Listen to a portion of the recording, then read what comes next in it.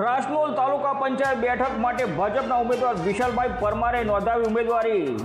ગુજરાતમાં આગામી 26 એપ્રિલ 2026ના રોજ યોજાનારી સ્થાનિક સ્વરાજની ચૂંટણીનો જંગ તેજ બન્યો. રાસનોલ તાલુકા પંચાયત બેઠક પરથી ભારતીય જનતા પાર્ટીના સત્તાવાર ઉમેદવાર વિશાલભાઈ શંકરભાઈ પરમારે પોતાના સમર્થકો અને પક્ષના કાર્યકરો સાથે જઈ વિધિવત રીતે ફોર્મનું નામાંકન પત્ર ભર્યું. ભવ્ય રેલી યોજી ફોર્મ ભરતા પહેલા વિશાલભાઈ પરમાર રાસનોલ ગામના કાર્યકરો સાથે એક બેઠક યોજી હતી, જેમાં મોટી સંખ્યામાં ગ્રામજનો અને ભાજપના અગ્રણીઓ ઉપસ્થિત રહ્યા હતા.